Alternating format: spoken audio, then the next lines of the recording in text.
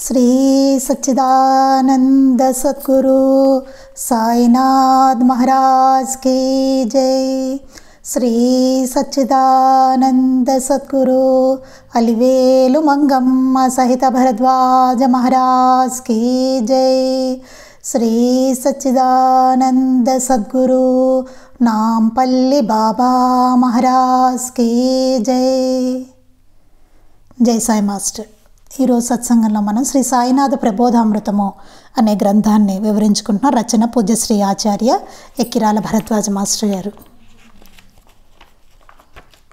దీనిలో మనం సాయిబాబా సూక్తులు అనేటువంటి చక్కటి అద్భుతమైన అధ్యాయాన్ని మనం చదువుకుంటున్నాం. ఇది మనం ఈరోజు సత్సంగంలోకి వెళ్ళే ముందు అందరికీ క్రిస్మస్ శుభాకాంక్షలు. ఏంటంటే మనం సాయి భక్తులు అయిన మనం అందరికీ మనం అన్ని మతాల్లో చేసుకునే పండగలన్నీ మన పండుగలే మొత్తం. అందుకని అందరికీ క్రిస్మస్ శుభాకాంక్షలు. ఎందుకంటే ఆయన సద్గురు, యేసుప్రభు సద్గురు మనకి. ఎందుకంటే ఆయన సిలువ వేస్తున్నప్పుడు ఎంత నాకు అది అద్భుతంగా అనిపిస్తూ ఉంటుంది. తలుచుకున్నప్పుడల్లా చాలా అద్భుతమైన వాక్యాల్లో అనిపిస్తూ ఉంటాయి. సిలువ వేస్తుంటే అసలు ఎట్లా ఉండాలండి ఫీలింగ్ మామూలుగాను. అలా చేతులు అలా పెట్టేసి కాళ్ళు అలా పెట్టేసి సిలువ మీద అట్లా వేస్తుంటే ఎట్లా ఉండాలి ఫీలింగ్ ఆయనకి. అలాంటిది ఆయన సిలువ వేస్తుంటే ఆయన అన్న మాటలు ఏంటంటే, పాపం వారందరూ ఏదో తెలియక ఇలా చేస్తున్నారు, వారందరినీ క్షమించు అని చెప్పి భగవంతుడిని ఆయన ప్రార్థించారట. భగవంతుడా వీళ్ళందరినీ క్షమించు, పాపం వారు తెలియక ఇట్లా చేస్తున్నారని. ఆయనకి సెలవు వేయడం ఏమిటి అసలు కదా. అట్లాంటి మనకి సద్గురు ఆయన. అంతటి ఎంతో అద్భుతమైన సద్గురువులు అందరూ జన్మించి మహాత్ములు, అటువంటి వారందరూ జన్మించినటువంటి పుణ్యభూమి అన్నమాట. ఇట్లాంటి భూమి మీద మనం అందరం జన్మించాం. మనం అందరం వారందరూ జన్మ తీసుకుని వచ్చిన భూమి మీదే మనం జన్మించాం అంటే ఎంత అదృష్టమైన పుణ్యభూమో చూడండి.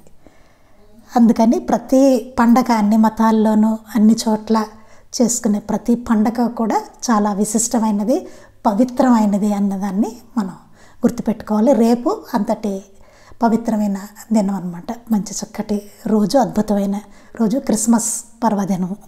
అందరూ మనకి సోదరులు సోదరి మళ్ళన్న విషయాన్ని గుర్తుపెట్టుకోవాలి. ఆయన కూడా సద్గురు అనమాట. ఆ విషయాన్ని గుర్తుపెట్టుకొని ఉండాలి. అందుకని క్రిస్మస్ శుభాకాంక్షలు అని చెప్తున్నాను. ఆయన చనిపోయిన తర్వాత 3 రోజుల తర్వాత ఆయన తిరిగి మళ్ళీ ఆయన శరీరంతో ఆయన కనిపించారట. అలాగే మళ్ళీ బాబాని చూస్తాం మనం. ఆయన శరీరం వదిలేసి మళ్ళీ 3 రోజుల తర్వాత ఆయన శరీరంతో కనిపించారట. పాల్ రబ్స్ అని ఆయన రాస్తారు. మరి జీసస్ తర్వాత మళ్ళీ బాబానే మేము అట్లా చూసామని. అంత అద్భుతమైనది చరిత్ర. మళ్ళీ మనం బాబా దగ్గర చూస్తాం. అట్లాగే అంటే చక్కటి రోజు అనమాట రేపు. అందుకోసం చెప్తున్నాను అందరికీ క్రిస్మస్ శుభాకాంక్షలు అని. ఓకే, జై సాయి మాస్టర్. ఈరోజు మనం భూమి విత్తులను ధరిస్తుంది, మేఘాలు వాటి మీద వర్షిస్తాయి. సూర్యుడు తన కిరణాలను ప్రసరింపజేసి వాటిని మొలిపిస్తాడు. అవి మొలిచాక భూమి, మేఘాలు, సూర్యుడు వాటి పని అవి చేసుకుపోతాయి. విత్తనాలు మొలిచినందుకు సంతోషించవు, మాడిపోతే దుఃఖించవు. అలాగే నువ్వు చెల్లించకూడదు. ఇక దుఃఖం ఎక్కడిది? దుఃఖం లేకపోవడమే ముక్తి. ఎంత అద్భుతమైనదో చూడండి. ఆయనకి దుఃఖం అనేది లేదు. యేసుప్రభుకి ఇప్పుడు చెప్పుకున్నాం కదా. అందుకే ఆయనకి సిలువ వేసినా, ఏం చేసినా, ఎలా చేసినా ఆయన ఎక్కడ చెల్లించలేదు చూడండి. అంటే దుఃఖ విముక్తి పొందినవారు వారందరూ. అంతటి మహనీయులు అనమాట వాళ్ళు. దుఃఖం అనేది వాడికి లేదు అసలు చూడండి. లేకపోతే వాళ్ళందరినీ క్షమించమని ప్రార్థించడం ఏమిటి? మన ఎవరైనా చంపుతుంటే అసలు మనం అట్లా చేయగలమండి? ఆయన ఎంతటి గొప్ప ఆయన కాకపోతే ఆ మాట అనగలిగారు. అదే ఆలోచించుకోవాల్సిన విషయం. ఇప్పటికీ చరిత్రలో అట్లాగా నిలుస్తుందంటే అర్థం ఏంటి? ఎంత గొప్పవారు కాకపోతేను ఆయన కదా. ఏదైనా ప్రాబ్లం ఉంటే మతంలో లేదు, ఆ భగవంతుడిలో ఎప్పుడూ లేదండి. ప్రాబ్లం ఉండేది జనాల్లో, అది అర్థం కాక వచ్చే ప్రాబ్లం అనమాట. అది ఎట్లా ఏంటన్నది అర్థం కాక వచ్చే ప్రాబ్లం తప్ప అది ఆయనలోనో మతంలోనో ఉన్న ప్రాబ్లం కాదు అసలు. అది మనుషులు చేసే తప్పులు కొన్ని జరిగేవి, పొరపాట్లన్నీ అక్కడ ఉంటాయి తప్ప వారిలో కాదు. అది అందుకని అలా దుఃఖ నివృత్తి అది పొందిన వాళ్ళు అనమాట. ఇంకా దుఃఖం లేదు వాళ్ళకి.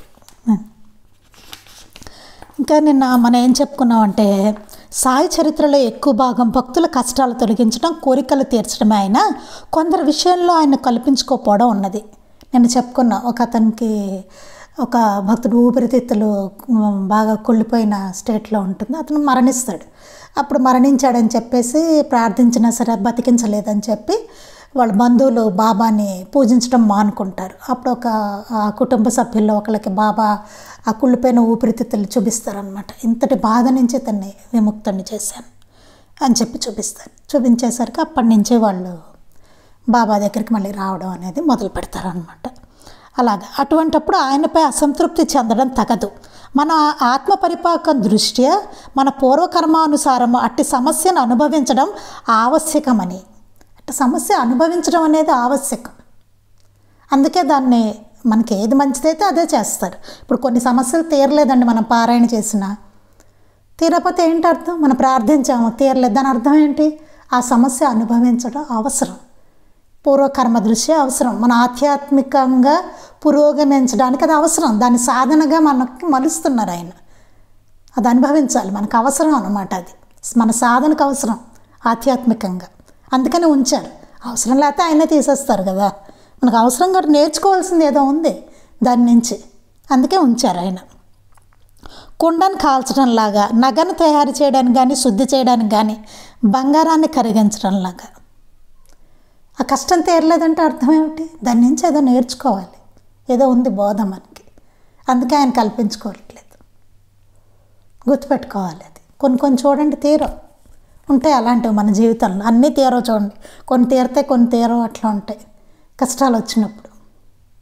అంటే ఏంటి? ఏదో నేర్చుకోవాలి మనం, ఏదో ఉంది దాంట్లో, పూర్వకర్మ దృష్ట్యా ఏదో ఉంది. అది బాబా తీర్చలేదంటే అనుభవించడం ఆవశ్యకం. కుండను కాల్చడం లాగా, నగను తయారు చేయడానికి కానీ శుద్ధి చేయడానికి కానీ, బంగారాన్ని కరిగించడం లాగా గుర్తించి తృప్తిగా వారి అతీత సంకల్పాన్ని స్వీకరించాలి. వారి సంకల్పాన్ని స్వీకరించాలట. మన వ్యాధిని బట్టి వైద్యుడిచ్చిన మందు చేదుగా ఉన్న విశ్వాసంతో స్వీకరించినట్టు. వైద్యుడు డాక్టర్ మందు ఇచ్చాడండి, మన వ్యాధిని బట్టి అది చేదు మందు ఇచ్చాడు, వేసుకోవాలి. అబ్బాయి డాక్టర్ నేను చేదు మందు వేసుకోను, నాకు తీపి మందు కావాలంటే ఎట్ట కుదురుతుంది? ఆ వ్యాధికి చేదు మందే తగ్గుతుంది, అదే ఇచ్చాడు అంతే. తీసుకోవాల్సిందే, ఆ మందుని తీసుకోవాల్సిందే, తప్పదు. అట్టి స్థితిలో కూడా నిష్ఠా సబూరీలతో ఆయనపై విశ్వాసంతో మన దృష్టిని నిలపాలి, దీనిని అభ్యసించాలి. ఆ టైంలో కూడా మనం ఏం చేయాలి? నిష్ఠా సబూరితో ఆయన మీద దృష్టిని నిలపాలన్నమాట. అయ్యే తీరలేదే అని మనం దాన్ని బాబాని వదిలేస్తే ఎంతకెంతక ఇంకా కష్టం అయిపోతుంది అది. అందుకని దీన్ని అభ్యసించాలి. అదే సాధన అంటే అదే. తీరినప్పుడు ఒకలాగా, తీరనప్పుడు ఇంకోలాగా ఆయన పట్ల అట్లా ఉండకూడదని చెప్తున్నారు. అదే సాధన అనమాట. అనన్యాస్ చింతయంతో మాం అన్న గీతా శ్లోకంలో తనను అనన్యంగా భక్తితో స్మరించే వారి యోగక్షేమాలను తాను వహిస్తానని గీతాచార్యుడు వాగ్దానం చేశారు. ఎలాంటి వాళ్ళ యోగక్షేమాలు వహిస్తానన్నారు? ఆయన అనన్యంగా చింతన చేసిన వాళ్ళని అనన్యంగా చింతన చేయాలట. అలాంటి వారి యోగక్షేమాలే వహిస్తానని గీతలో ఆయన వాగ్దానం చేశారు. అంటే తన భక్తుల ప్రియము లేక ఇష్టమును గాక వారి యోగమును క్షేమమును అంటే శ్రేయస్సును తాను చేకూర్చగలనని చెప్పారు. శ్రేయస్సు చేస్తారు, యోగము క్షేమము. మనకి ఏది మంచిదైతే అదే చేస్తారు తప్ప మనకి ఏది ఇష్టమో ఏది ప్రియమో అది చేయరు. మనకి ఇష్టమైందన్న ఆయన చేయరు. మనకి ఏది శ్రేయస్సో అది చేస్తారు, మనకి ఏది మంచిదో అది చేస్తారు. ఆయన తెలుసు మనకి ఏది మంచిదో ఏది శ్రేయస్సు, ఆయన తెలుసు, అది చేస్తారు అంతే తప్ప మనకిష్టమైంది మనకు ప్రియమైనది ఆయన చేయరు. ఎందుకంటే మనకేది శ్రేయస్సు మనకు తెలియదు, మనకి ఏది మంచిదో మనకు తెలియదు. కానీ మనకి ఇష్టం అనేసి కొన్నిటిని అనుకుంటూ ఉంటాం మనం, కానీ అది మనకి శ్రేయస్సు కాకపోవచ్చు. అది తెలీదు మనకి, అనుకుంటాం మనం ఇష్టమైనవన్నీ బాగుంటాయి. కాదు, ఇష్టమైనవన్నీ బాగుంటాయండి. బయట చాలా రకరకాలు ఉంటాయి, అవన్నీ ఇష్టమంటే ఆరోగ్యం పాడవుతుంది కదా, అవునా? బాగుంటాయి, ఎందుకు బాగుండవు, నచ్చుతాయి, కానీ ఆరోగ్యం పాడవదు, అమ్మ ఇవ్వదు కదా. అదే ఇక్కడ అదనమాట. బాబా కూడా అదే చెప్తున్నారు. అంటే అజ్ఞానంతో మనం కోరినది ఆయన నెరవేర్చని నాడు అట్టి అనుభవం సుఖదుఖాలలో సమత్వంతో నిలిచి వారిని భక్తితో స్మరించడంలో ఎట్టి లోపము చేయని స్థితి మనకు రావడం మనం గమ్యాన్ని చేరడానికి అవసరమని గుర్తించాలి. అలాంటి టైంలో కూడానండి, అలాంటప్పుడు కూడా సమత్వంతో నిలిచి వారిని భక్తితో స్మరించడంలో ఎట్టి లోపము చేయని స్థితి మనకు రావాలట. ఆ తీరని స్థితిలో కూడా, ఆ కష్టం, ఆ కోరిక తీరని స్థితిలో కూడా భక్తిలో ఎట్టి మార్పు రాకూడదు అనమాట మనకి. అలాంటి స్థితిలో మనం రావడం మన గమ్యాన్ని చేరడానికి అవసరమని గుర్తించాలి. సద్గురువు ఇస్తున్న తర్ఫీదును బాధ్యత నెరిగిన పుత్రుడు తండ్రి ఇచ్చు తర్ఫీదుని సంతోషంతో స్వీకరించినట్లు స్వీకరించడం నేర్వగలగాలి. అదేంటి, ఒక తర్ఫీదు అనమాట, ఒక ట్రైనింగ్ మనకి, అది శిక్షణ. సద్గురువు ఇచ్చే తర్ఫీదును బాధ్యత ఎరిగిన పుత్రుడు తండ్రి ఇచ్చిన తర్ఫీదును సంతోషంతో స్వీకరించినట్లు. బాధ్యత ఎరిగిన ఒక పుత్రుడు, కొడుకు తండ్రి ఇచ్చిన శిక్షణను, తండ్రి ఇచ్చిన ట్రైనింగ్ను, ఆ తర్ఫీదును సంతోషంతో స్వీకరించినట్లుగా అట్లా స్వీకరించడం నేర్చుకోవాలట. ఇది వివేకంతోనూ సద్గ్రంథ శ్రవణంతోనూ సత్పురుష సాంగత్యంతోనూ స్థిరపడుతుంది. మరి ఎట్లా వస్తుందండి అట్లా మనకి? ఎలా ఆ తర్ఫీదు తీసుకోవడం అనేది ఎలా వస్తుంది, అట్లా స్వీకరించడం అనేది మనకి ఎలా వస్తుందండి అంటే వివేకంతో వస్తుంది. అట్లా ఆలోచించడం వివేకంతో, సద్గ్రంథ శ్రవణంతో, చక్కటి గ్రంథాలు శ్రవణం చేయడంతో, సత్పురుష సాంగత్యంతో, సత్పురుషుల యొక్క సాంగత్యం దాంతో స్థిరపడుతుందట. సత్పురుషుల చరిత్ర పఠనంలో ఈ మూడు ఇమిడి ఉన్నాయి.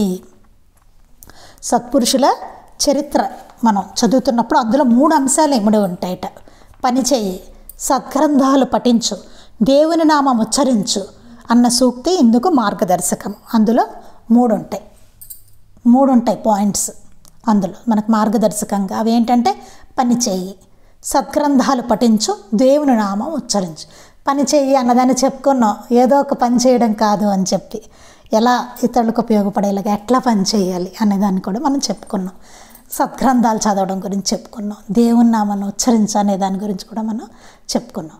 నువ్వు నిశ్చలంగా కూర్చో, అవసరమైనదంతా నేను చేస్తాను, నిన్ను చివరికంటా గమ్యం చేరుస్తాను అన్న సూక్తిలో బాబా బోధించినది ఈ సూత్రమే. అయితే ఇది నిష్క్రియతను బోధించదు. నువ్వు నిశ్చలంగా కూర్చో అంటే ఇట్లా కూర్చోమని కాదండి, నిష్క్రియులుగా అవ్వు, పని చేయకుండా కూర్చో అని కాదు. పని చెయ్యి అన్నారు కదా అంటే మన కర్తవ్యాన్ని, ధర్మాన్ని మేఘాలు, సూర్యుడు, వాయువు వలె మనం నిర్దిష్టంగా క్షుణ్ణంగా చేయాలి, కానీ అంతరంగం కోరికలతో, కర్మఫలాపేక్షతో చెల్లించకూడదు. ఎలా చేయాలట పని చేయడం అంటే? ఎలా చేయాలి? నిశ్చలంగా కూర్చో అంటే కూర్చోకూడదండి, పని చేయాలి. కానీ పని ఎట్లా చేయాలి? సూర్యుడు, మేఘాలు, వాయువు, భూమి ఇందాక ముందు చెప్పుకున్నాం కదా, అంతకుముందు అంతా అలా చేయాలట పని. మన ధర్మాన్ని అట్లా చేయాలట క్షుణ్ణంగా చేసేసి అంతరంగం కోరికలతో, ఫలాపేక్షతో చెల్లించకూడదు, నిష్కామ కర్మలాగా చేయాలట. చేసి అదే నిశ్చలంగా కూర్చో అంటే ప్రతిఫలాపేక్ష ఉండకూడదు. ఇంకా అప్పుడు నిశ్చలంగా కూర్చో అంతే. ప్రతిఫలం ఏదైనా సరే నిశ్చలంగా కూర్చో, అప్పుడు చేసేసి రిజల్ట్ విషయంలో నిశ్చలంగా ఉండు. ధర్మం పట్ల కార్యదీక్ష, ప్రతిఫలం పట్ల నిర్లిప్తత. అది ఆ పని చేస్తున్నంతసేపు కార్యదీక్ష ధర్మం పట్ల తూచా తప్పకూడదండి. భూమి, సూర్యుడు, మేఘాలు, వాయువు అట్లా చేయాలట, అంతేదిగానే చేయాలి. చేసేసి తర్వాత నిశ్చలంగా కూర్చో అన్నారు అంతే. ప్రతిఫలం పట్ల నిర్లిప్తత, రిజల్ట్ పట్ల నిర్లిప్తత. ఏదైనా కానీ రిజల్ట్ దాని గురించి ఆలోచించుకో. ప్రతిఫలాపేక్ష లేకపోవడం, ఇది సకల యోగ సారం. అన్ని యోగాల సారం అదే, ఇంకేం లేదట. సకల యోగ సారం అదేటండి, ప్రతిఫలాపేక్ష లేకపోవడం. సకల యోగ సారం అదే. చేయడం మాత్రం పర్ఫెక్ట్గా చేయి, ప్రతిఫలాపేక్ష ఉండకూడదు రిజల్ట్ అనే దాని గురించి. సకల యోగ సారం అదే అని చెప్తున్నారు. ఇలా చేస్తే రెండిటికి చెడతామేమో అని శంకించరాదు. ఇలా చేస్తే అమ్మో రెండిటికి చెడ్డ రావడలవుతాం, ఇట్లాంటివి ఏమీ లేవు, శంకించకండి. నన్ను నమ్మిన వారిని ఎన్నడూ పతనం కానివ్వను అని బాబా చెప్పారు కదా. నన్ను నమ్మిన వాడిని ఎప్పుడు నేను పతనం కానివ్వను అని చెప్పారు. నా సమాధి నుండి కూడా నా కర్తవ్యాన్ని నిర్వహిస్తాను అని, నేను ఎవరిని మధ్యలో విడవను అని వాగ్దానం చేశారు కదా. ఆయనే కదా వాగ్దానం చేశారు, ఇంకెందుకు భయం నీకు అని చెప్తున్నారు. ఏదో అమ్మో ఇలా చేస్తే ఏమైనా అయిపోతామేమో మేము, ప్రతిఫలాపేక్ష లేకుండా అట్లా చేస్తే ఏమవ్వరు. నన్ను నమ్మిన వారిని ఎవడో పతనం కానివ్వను, నా సమాధి నుండి కూడా నా కర్తవ్యాన్ని నిర్వహిస్తాను, నేను ఎవరిని మధ్యలో విడవను అని వాగ్దానం చేశాను కదా అని చెప్తున్నారు బాబా ఇక్కడ. అది చేయాల్సింది నువ్వు క్షుణ్ణంగా చేసే అన్నారు, పర్ఫెక్ట్గా ధర్మంగా చేసి తర్వాత నిశ్చలంగా కూర్చో. అంటే ఏంటి, ప్రతిఫలాపేక్ష లేకుండా కూర్చో. ఇంకా దాని గురించి నువ్వేమో ఆలోచించొద్దని చెప్తున్నారు. రిజల్ట్ ఏదైనా సరే, అది సక్సెస్ కానివ్వండి ఫెయిల్యూర్ కానివ్వండి, ఏమో ఆలోచించొద్దు మీరు దాని గురించి. ఎట్లాగైనా కానివ్వండి, పొంగక కృంగక ఉండండి, నిశ్చలంగా ఉండు, ఏదైనా రిజల్ట్ అని చెప్తున్నారు అక్కడ. ప్రతిఫలం పట్ల దాని పట్ల నిర్లిప్తత, అదే సూర్యుడు చెప్పారు కదా, మేఘాలు, వాయువు, భూమి, వీటి వల్ల అవి ఎట్లా ఉన్నాయో ముందు సూక్తి చదువుకున్నాం కదా. అట్లా అంటే విత్తనాలు మొలిచినందుకు, లేదా అవి మాడిపోయినా సరే ఏమైనా అవేమి పొంగడం కొంగడం అబ్బా అనుకోవడం, అయ్యో అనుకోవడం, ఇలాంటివి ఏమీ లేవు. దాని పని అవి చేసుకుంటూ వెళ్ళిపోతాయి రోజు, అంతే. అవేమనుకో అట్లాగా, అయ్యో విత్తనాలు వచ్చాయి, అయ్యో మాడిపోయాయి, లేకపోతే మావలన వచ్చాయి, అయ్యో మాడిపోయాయి, ఇట్లాంటిది ఏమి ఉండదు. దాని పని అది చేసుకుంటూ వెళ్ళిపోతాయి రోజు, దాని టైం టేబుల్ ప్రకారం అవి చేసుకుంటూ వెళ్ళిపోతాయి, అంతే. అంటే ఏంటి, ప్రతిఫలాపేక్ష అన్నది లేదు. అది ఇదనమాట అండి ఈ సూక్తి ఇక్కడ మనం చెప్పుకున్నది. ఇది అంతకుముందే మనకి మాస్టర్ గారు వివరించారు, దాన్నే మళ్ళీ ఒకసారి మనం చదువుకున్నాం, అంతే. అంతకన్నా ఏం లేదు. మళ్ళీ వెనక్కి వెళ్ళాం మనం ఒకసారి. అది సూక్తి అయింది 42. తర్వాత 43, నేను చెవిలో ఉపదేశించను, మా సాంప్రదాయం వేరు. బాబా సాంప్రదాయం ఏంటంటే చెవిలో ఉపదేశించడం కాదు, అసలు ఉపదేశాలు అట్లాంటివి లేవు బాబా సాంప్రదాయంలో. ఉపదేశాల కోసం పరిగెట్టద్దని చెప్పారు బాబా. ఉపదేశాలు లేవు బాబా సాంప్రదాయంలో. చెవులో ఉపదేశించడం నా సాంప్రదాయం కాదని చెప్పారు బాబా. కానీ చెవులు హోరెత్తిపోయేలా బోధిస్తారట, అన్ని దిక్కుల నుంచి. కావాలంటే తీసుకో అన్నారు, అంతే. బోధ లేదంటావేంటి, అన్ని దిక్కుల నుంచి బోధిస్తున్నాను, తీసుకో. చెవులు హోరెత్తిపోయేలా ఇస్తాను, తీసుకోగలిగితే తీసుకో. ఎందుకంటే విశ్వం అంతా ఆయన రూపమే, మొత్తం బాబా రూపమే. ఎటు చూస్తే అట ఆయనేట, మొత్తం గురుస్వరూపమే. తీసుకోగలిగితే తీసుకో బోధ అన్నారు, అంతే. అందుకని ఆయన ఉపదేశించడం అనేది ఆయన దగ్గర ఉంటుంది. మా సాంప్రదాయం వేరు, అది మా సాంప్రదాయం కాదు. నువ్వు నిష్ఠా సబూరీలతో ఉండడమే, అంతే. ఉపదేశాలు అట్లాంటివి లేవు మా దగ్గర అని చెప్పారు. ఉపవాసాలు, ఉపదేశాలు ఇట్లాంటివి లేవు బాబా దగ్గర. అది తర్వాత 44, గురువు ఎన్నడూ తనను నీకు గురువుగా చేసుకోడు. ఆయన ఎప్పుడు మనకి గురువుగా ఆయన చేసుకోరటండి. ఆయనను గురువుగా గణించవలసింది నువ్వే, అది ఆయన గురువుగా అనుకోవాల్సింది నువ్వే. అంటే సంపూర్ణ విశ్వాసం పెట్టుకోవాలి, మనమే ఆయన మీద విశ్వాసం పెట్టుకోవాలి. పూచికనైనా సరే నీవు గురువుగా పెట్టుకుంటే గమ్యం చేరుతావో లేదో చూడు. అది అన్నారు కానీ మనకంత క్యాపబిలిటీ లేదండి. అంటే ఏ వస్తువునైనా దేన్నైనా గురువుగా పెట్టుకుని తరించేటువంటి ఆ కెపాసిటీ మనకు లేదు.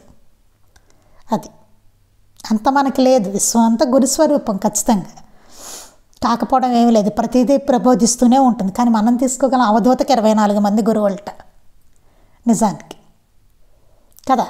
అందులో చదువుకుంటాం మనం, గురు చరిత్రలో చివరిలో అవధూతోపాఖ్యానంలో ఉంటుంది.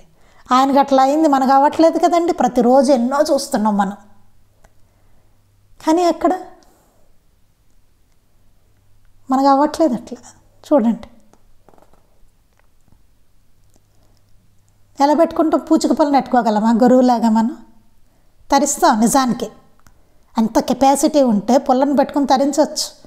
నేను చెప్పాను ఒకసారి, చూసారా, మనం గరిక సూక్తం ఉందనేసి బాబు గారు ఒకసారి చెప్పారు. నాకు భలే అనిపించింది. అసలు నేను ఎప్పుడు ఇంచుమించుగా తలుచుకుంటూ ఉంటాను. అది అసలు ఎంత అద్భుతం వాళ్ళకి, అసలు ఎట్లారా అట్లా అది ఎలా వచ్చింది అనిపిస్తుంది నాకు. అదేనేమో బోధ లేదంటావేమిటి, చెవులు హోరెత్తిపోయేలేస్తున్నానంటే అదేనేమో అనిపించింది. ఆ గడ్డిని చూస్తే రావడం ఏమిటి, అసలు ఒక సూక్తం వచ్చేసింది వాళ్ళకి. ఒక కవికి చూడండి, ఏదో చూస్తే వాళ్ళకి మనసులోంచి కవిత్వం వచ్చేస్తుంది. అట్లా ఒక వచ్చేసింటే వాళ్ళకి ఒక స్తోత్రం రాసేశారు టకటక. ఒక ఆయన ఎవరు ఋషి అలాగే అలా అనమాట. మనకు ఆ కెపాసిటీ లేదు. అందుకే మాస్టర్ గారు గురు చరిత్ర ఇవన్నీ పెట్టారు. పారాయణ చేయండి చెప్పారు. సమాధి చెందిన మహనీయుల్ని ఆశ్రయించి పారాయణ చేయండి అని చెప్పారు. అప్పుడు మీకు టైం వచ్చినప్పుడు వారే చెప్తారు. దత్తస్వామే మీకు ఎవరిని ఆశ్రయించాలో ఆయనే చెప్తారు. మళ్ళీ అక్కడితో కాదు, వారు మిమ్మల్ని గుర్తుపట్టి చెప్తారనమాట. గుర్తిస్తారట. ఆహా వచ్చావా నాయనా అని చెప్పి వారు గుర్తించాలి మళ్ళీ మనల్ని. అలా ఉంటుంది ఇక్కడ. మళ్ళీ అంత ఉంటుంది అక్కడ. భౌతికంగా గురువు లభించడం అంటే అంత ప్రాసెస్ ఉంటుంది అక్కడ. వారు మళ్ళీ గుర్తించాలి. అక్కడ గుర్తించి చెప్తారు ఆయన, ఆహా వచ్చావా అని చెప్పి. మనకు అక్కడ నిరూపణ అవ్వాలి. మళ్ళీ దత్తస్వామి కల్లో కనిపించి చెప్పినా సరే అంత ప్రాసెస్ ఉంటుంది అక్కడ. మాస్టర్ గారు చెప్తారు, అబ్బాయి అదంతా జరగలేదా, లేదు మనకు బాబా ఉండనే ఉన్నారంటారు మాస్టర్ గారు. అవసరమైనప్పుడు దత్తస్వామి చెప్తారు, లేదా మనకు బాబా ఉండనే ఉన్నారు సద్గురు హాయిగా.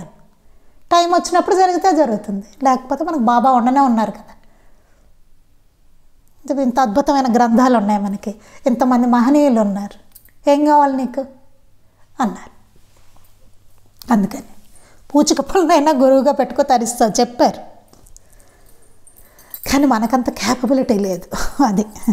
అందుకని చాలామంది ఇది చాలా ఈజీగా చెప్పిస్తూ ఉంటారు. పూచిక పళ్ళనైనా గురువుగా పెట్టుకో బాబా చెప్పారు. అదేం ఈజీ కాదండి, చాలా కష్టమైంది. అందుకే సూక్తులు చాలా అసలు ఇక్కడ మొదటే మనకి ఇక్కడ చెప్పారు చూడండి. ఇది సరిగ్గా అర్థం చేసుకోకపోతే చాలా మనకి ఇది ప్రమాదం. ముందే హెచ్చరించారు చూడండి. ఏం చెప్పారు ఇక్కడ, సాయశక్తులు కొన్నిటిని స్మరిద్దాం. ఇవి భక్తులతో అనేక సందర్భాలలో వారి పరిపాకాన్ని అనుసరించి ప్రసంగవశాత్తు సాయి మాట్లాడిన మాటలే. ఈ విషయాన్ని విస్మరిస్తే ఈ సూక్తులు పరస్పర విరుద్ధంగా కనబడే ప్రమాదం ఉంటుంది. ముందే హెచ్చరించారు. సరిగ్గా అర్థం చేసుకోవాలి. పరస్పర విరుద్ధంగా కూడా కనబడతాయి ఇవి. ప్రసంగవశాత్తు పరిపాకాన్ని అనుసరించి కొన్ని సందర్భాల్లో ఆ భక్తుల పరిపాకాన్ని అనుసరించి అనేక సందర్భాల్లో వారి పరిపాకాన్ని అనుసరించి ప్రసంగవశాత్తు సాయి మాట్లాడిన మాటలు. ఈ విషయాన్ని విస్మరిస్తే ఈ సూక్తులు పరస్పర విరుద్ధంగా కనబడే అవకాశం ఉంది. దాన్ని అట్లా ఉపయోగించి చెప్పేవాళ్ళు కూడా ఉంటారు. పూచిక పళ్ళనైనా గురువుగా పెట్టుకోమన్నారు. మా గురువు గారిని మేము గురువుగా పెట్టుకున్నాం. గురువు అంటే అట్లా పెట్టేసుకునేది కాదు, చాలా ఉంది దానికి. ఎందుకు రాశారు మాస్టర్ గారు గురుచరిత్ర గ్రంథం? చాలా జాగ్రత్తగా ఇది గమనించుకోవాల్సిన విషయం. ఇది కలియుగం, ఇది కలికాలం. చెప్పారు వీధికొకటి ఎంత సందుకొకళ్ళు తయారైపోతారు. దీనికి ఒక నిర్దిష్టమైన మార్గం కావాలని చెప్పారు మాస్టర్ గారు. ఆధ్యాత్మికతకే ఒక తెగుళ్ళులాగా పడుతుంది ఇప్పుడు చీడ పురుగులు. దీన్ని నిర్మూలించే మార్గం కావాలి. ఇదంతా రాసుకుంటూ వస్తారు మనకి లీలామృతంలో వీటిలో అంతా, ఉపోద్ఘాతంలో అక్కడ చక్కగా మాస్టర్ గారు మనకి అందుకే గురుచరిత్ర గ్రంథం, శ్రీ గురుచరిత్ర గ్రంథాన్ని తీసుకొచ్చారు, మనకి తెలుగులోకి అనువదించి మనకు అందించారనమాట. ఒక సమాధి చెందిన మహనీయులను ఆశ్రయించి పారాయణ చేయమని చెప్పారు. అప్పుడు దత్తస్వామి మనకి స్వప్న దర్శనం ఇచ్చి సద్గురువుని చూపుతారు. అంటే మనం ఆశ్రయించదగిన వారు ఎవరో చెప్తారట. మళ్ళీ వారు ఏం చేస్తారు, ఆ సద్గురు ఎవరైతే ఉన్నారో వారు మనని గుర్తిస్తారు. ఆహా వచ్చావా అనేసి వాళ్ళు మనని చెప్తారనమాట. వారు కూడా అంగీకరించాలి కదా వెళ్ళిన తర్వాత. అంత ప్రాసెస్ ఉంటుంది అది జరిగితేనే. లేకపోతే మన బాబా ఉండనే ఉన్నారు, లేకపోతే సమాజ మహనీయులు వీరందరూ ఉండనే ఉన్నారు మనకి. ఇప్పుడు మనం చూసుకుంటే మన మాస్టర్ గారు అమ్మగారు ఉండనే ఉన్నారు కదా. అందుకే ఎవరికి తల తాకట్టు పెట్టాల్సిన అవసరం లేదు. ఎందుకంటే ఈ కాలం కలికాలంలో అసలు గుర్తించలేము, మనం ఎవరేంటో గుర్తించలేము. చాలా కష్టమైంది ఇది. మొన్నే చెప్పుకున్నాం చూసారా, మాస్టర్ గారి సత్సంగం అంటే ఎంతమంది జనాలు ఉన్నారు అసలు లెక్క కానే కాదు. మనకేమనిపిస్తుంది, అబ్బా ఇక్కడక్కడ ఏదో సాంప్రదాయం వీళ్ళ దగ్గర ఎంతమంది ఉన్నారో అంటే చాలా గొప్ప ఆయనేమో ఆయన అనిపించి మనం తల తాకట్టు పెట్టేస్తాం. ఇది జన్మలకి సంబంధించింది, ఈ జన్మతో పోయేది కాదు. ఆలోచించుకోవాలి, జన్మలు ఇది కదా. మనం ఎవరో ఒకరిని పెళ్లి చేసుకుంటామండి, ఎవడో ఒకళ్ళే అని కాదు కదా. మన పిల్లలకి చేసేస్తామా అలాగా? ఎన్ని చూస్తాం మనం, ఎంత జాగ్రత్తగా ఆలోచిస్తాం. అంటే లౌకిక జీవితంలోనే అట్లా ఉంటే జన్మలకి సంబంధించింది ఎట్లా ఉండాలి మనం? చాలా జాగ్రత్తగా ఆలోచించుకోవాల్సింది. అమ్మగారు దాంట్లో రాస్తారు, కూరలు కొనడానికే ఎంత జాగ్రత్తగా ఆలోచించుకుంటాం, పుచ్చులు ఇవన్నీ లేకుండా చూసుకుని, వాడు మోసం చేయకుండాను. కూరలు కొనడానికి వంకాయలు కొనాలంటేనే మరి మన జీవితాన్ని అప్పచెప్తున్నాం అక్కడ. జన్మలు ఎంత జాగ్రత్తగా ఉండాలి. ఆషామాషీనా ఇది తెలియక జరుగుతోంది బయట. అంటే చాలా టెంపరీగా ఆలోచిస్తున్నారు, నాకు ఇప్పుడు ఈ కష్టం తీరిపోతే చాలు అనేసి.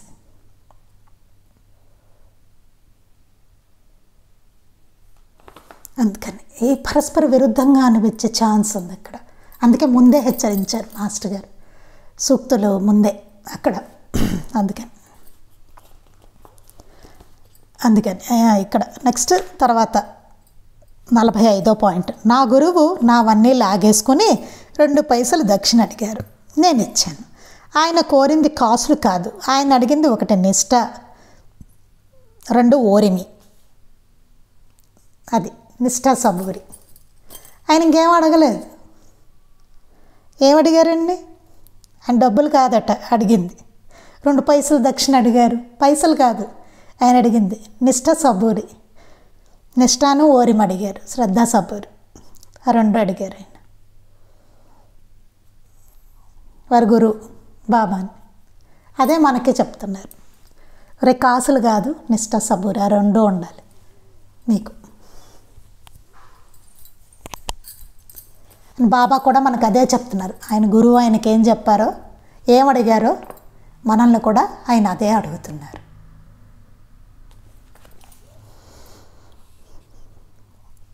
తర్వాత 46వ పాయింట్ అండి. దేని యొక్క అందవికారాలను పట్టించుకోక ఆ రూపం ధరించిన దైవాన్ని స్మరించాలి. దేని యొక్క అందవికారాలను పట్టించుకోకూడదు, ఆ రూపం ధరించిన దైవాన్ని స్మరించాలి అని చెప్తున్నారు. ఒకసారి దీనికి ఒకటి ఉంటుంది. ఒకసారి బాబా దగ్గరికి 2 ముస్లిం యువతలు వస్తారనమాట. అక్కడ నాన్న కూర్చుని ఉంటాడు. అందులో ఒక ఆవిడ చాలా అందంగా ఉంటుంది. ఆవిడ ఒకసారి బుర్కా తీసి బాబాకి నమస్కరించుకుంటుంది. చూస్తాడు, చూడగానే నాన్న మనసు చెలిస్తుంది, చాలా అందంగా ఉంటుంది ఆవిడ. ఇక నాన్న మనసు చెలించేసరికి బాబా ఒకసారి అట్లా చరుస్తారు నాన్న. చరిచి అప్పుడు అంటారనమాట, నుంచి నాన్న ఎన్ని దేవాలయాలు ఎన్ని లేవు మనకి చుట్టూ, అందుకని దేని యొక్క అందవికారాలను పట్టించుకోకూడదు, ఆ రూపంలో ధరించిన దైవాన్ని ఎప్పుడు స్మరించాలి అని చెప్తారనమాట. అది మనసు ఒక్కసారిగా చెలించి చూడండి, అలాంటి సద్గురు సన్నిధిలో ఉన్న అతనికి ఒక అందమైన అమ్మాయి వచ్చేసరికి మనసు చెలించింది. అతనికి. నువ్వు మానవుడు కాబట్టి అట్లా చెలించింది నీకు అని చెప్పి, అట్లా చూడకూడదు. నువ్వు లోపల అన్నిట్లోనూ ఏదైనా సరే దానిలో లోపల ఉన్న ధరించిన ఆ దైవాన్ని స్మరించాలి. లోపల బయట ఉన్న అందాన్ని వాటిని కాదు, లోపల ఉన్న ఆ దైవాన్ని, దీని అంతటిని సృష్టించిన, దీని మొత్తానికి సృష్టి చేసిన లోపల ఉన్న భగవంతుడిని స్మరించాలి ఎప్పుడూ. ఆయన్ని చూడాలి నువ్వు ఎక్కడైనా సరే అని చెప్పి ఆయన హితబోధ చేస్తారండి. ఎక్కడికక్కడండి ఏ భక్తుడు తప్పుగా ఆలోచించినా ఆయన కరెక్ట్ చేసుకుంటూ వచ్చేవారు. ఎంత తప్పుడు ఆలోచన వచ్చినా సరే కరెక్ట్ చేసేవాళ్ళు అనమాట.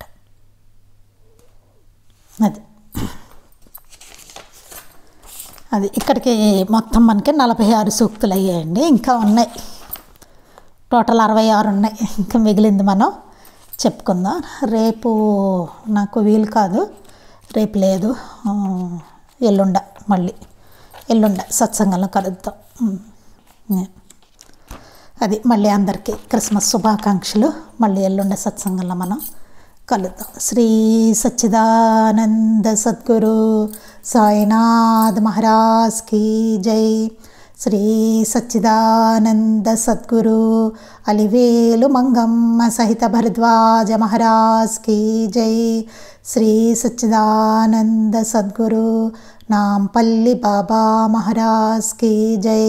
గురుదేవ దత్త అవధూత చింతన. లోకా సమస్తాః సుఖినో భవంతు. లోకా సమస్తాః సుఖినో భవంతు. లోకా సమస్తాః సుఖినో భవంతు. జై సాయి మాస్టర్.